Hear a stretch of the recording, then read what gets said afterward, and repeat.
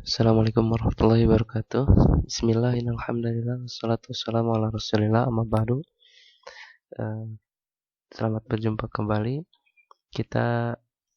Pada video kali ini kita akan membahas lanjutan materi dalam mata kuliah geometri transformasi, yaitu materi setengah putaran. Jadi setelah kita mempelajari isometri dan refleksi sebelumnya, sekarang kita sampai pada setengah putaran.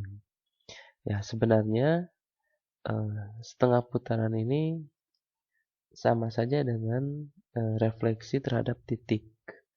Jadi kalau biasa kita melakukan pencerminan atau refleksi itu pada sebuah garis, tapi untuk setengah putaran ini ibarat refleksi atau pencerminan terhadap sebuah titik. Jadi di sini kita punya definisi, misal alfa bidang Euclid dan A anggota alfa suatu titik tertentu. Jadi A ini sebuah titik yang berada pada bidang Euclid.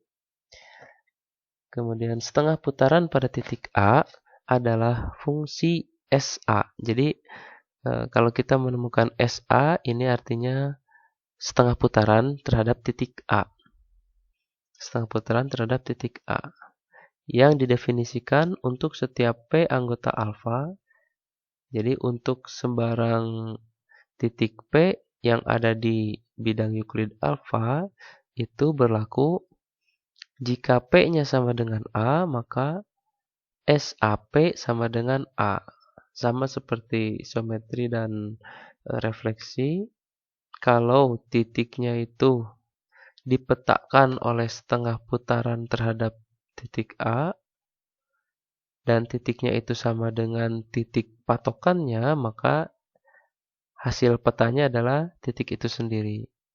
Jadi kalau misalnya kita punya titik A di sini dan titik P juga ternyata di sini, maka SAP atau setengah putaran dari titik P terhadap titik A itu sama dengan A itu sendiri atau P itu sendiri.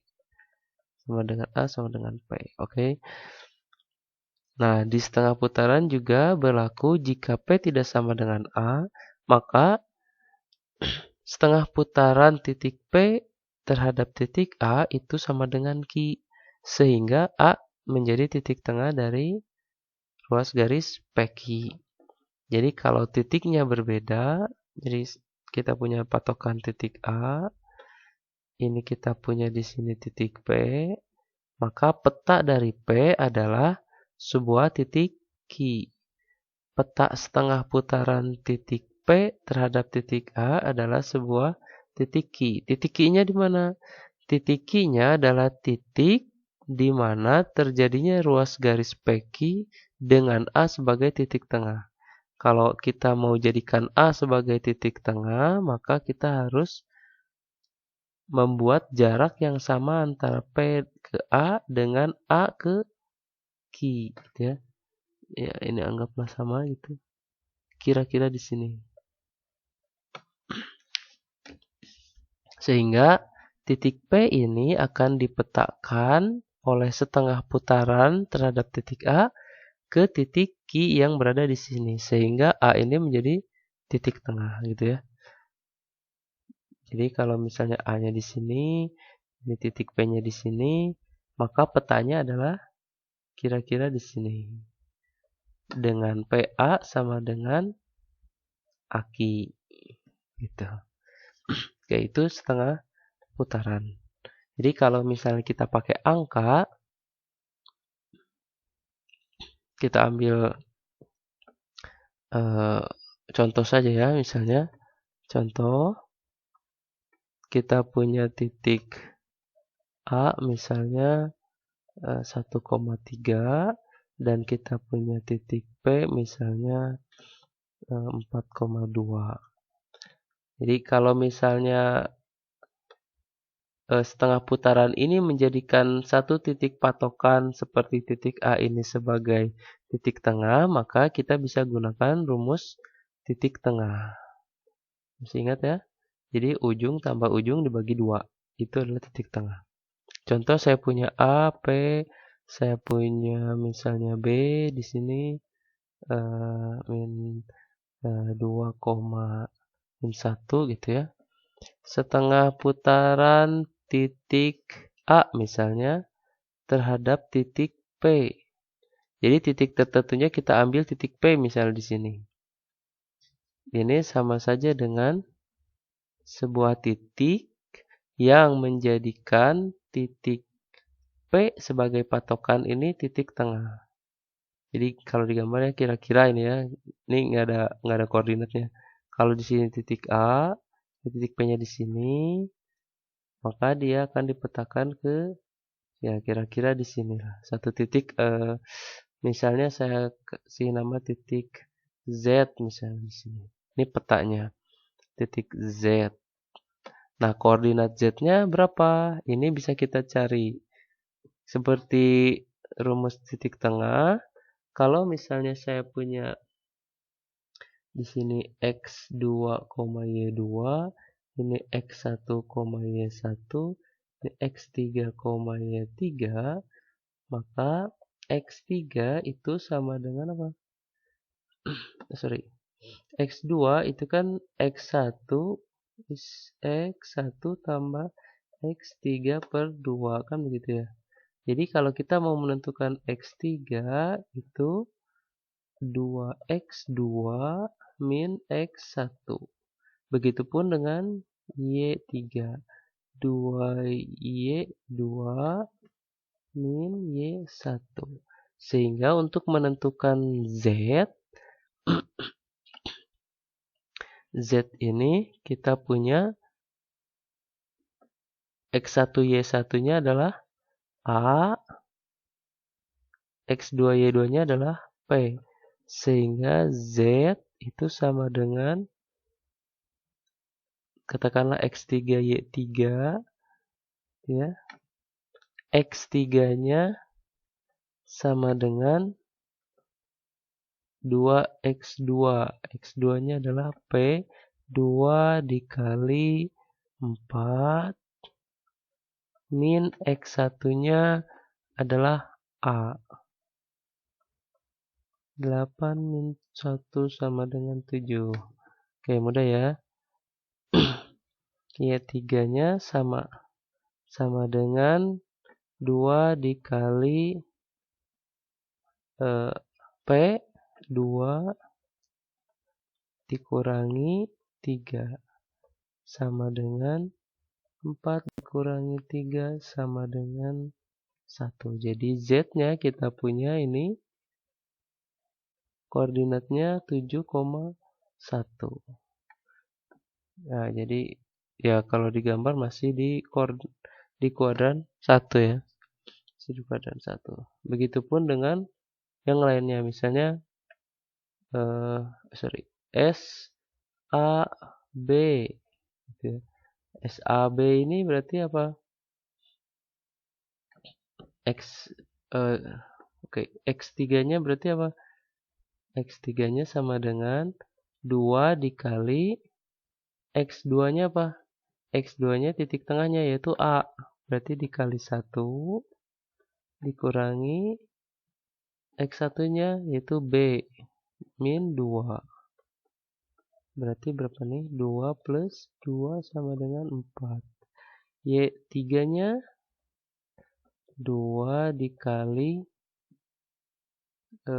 Y2. Y2-nya yang A berarti 3 dikurangi Y1. Y1-nya berarti min 1. Berarti 6 ditambah 1 sama dengan 7. Berarti 4,7. 4,7. Nah, kemudian kalau misalnya kita punya dua garis. Misal kita punya dua garis garis L dan K, katakanlah begitu. K berpotongan tegak lurus. Berpotongan tegak lurus. Katakanlah titik potong L dengan K ini adalah titik A gitu ya. Nah, dengan kondisi seperti ini, maka di sini bisa kita tuliskan SA sama dengan MK komposisi ML. Artinya, kalau kita punya dua garis yang tegak lurus, katakan ini garis ya. Ini anggap saja garis. Ini tegak lurus. Yang berpotongan di titik A, jadi ini titik tengah. Titik tengah. Titik potong, katakanlah namanya titik A. Oke, ini dikasih panah ya nanti. Oke.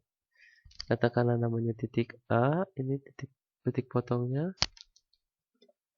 Nah, dengan kondisi seperti ini, maka setengah putaran terhadap titik A itu sama dengan pencerminan terhadap titik K dan titik L. Misalnya ini K, ini L.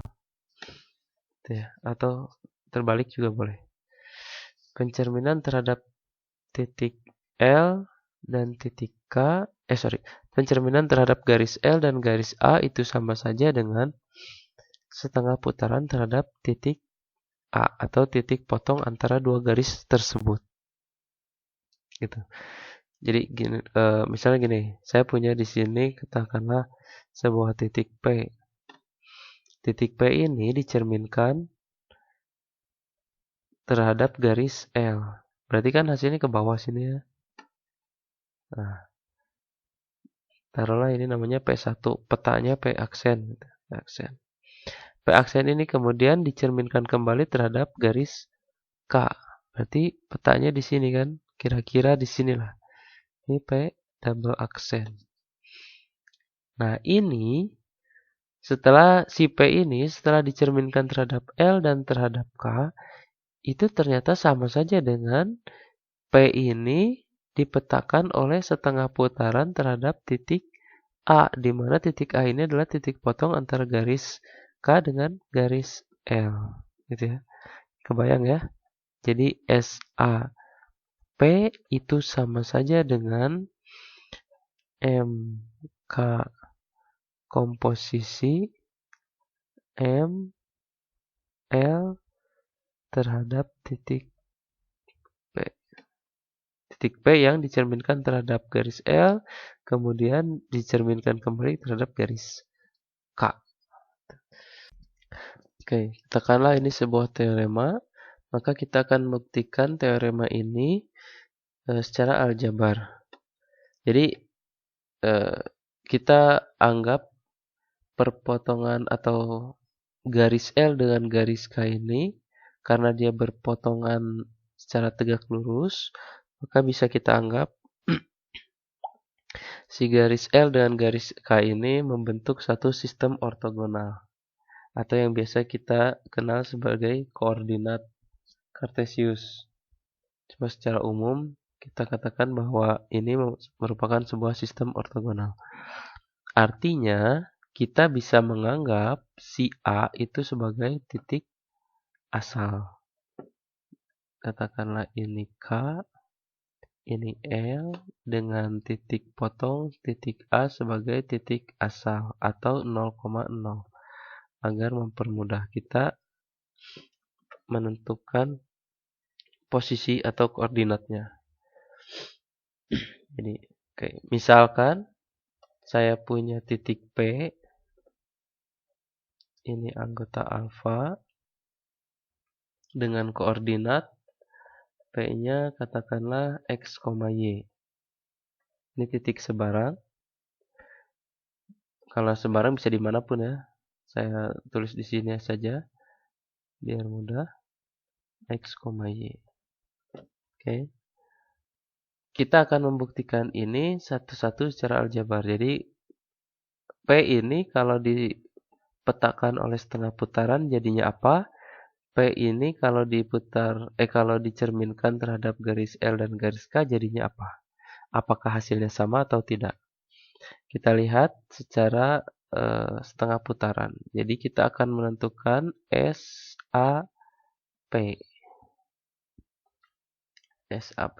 Kita punya P-nya X, Y, A-nya 0,0.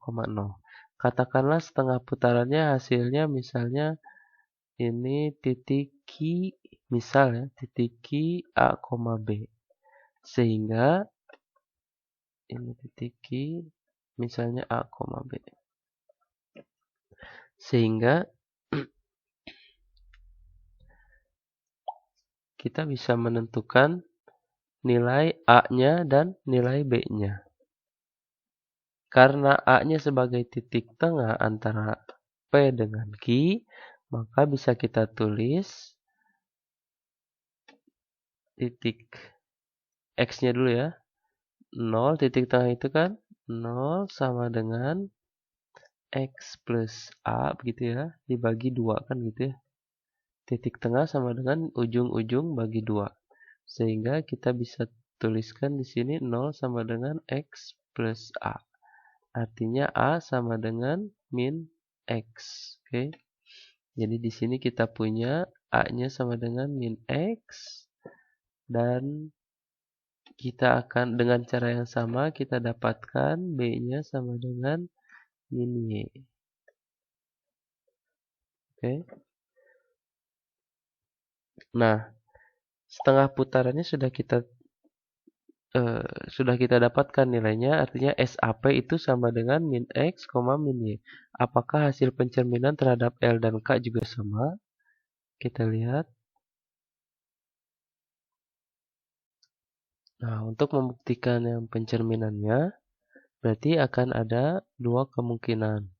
Pertama, kalau misalnya si garis K itu sebagai garis vertikal dan garis L sebagai horizontal.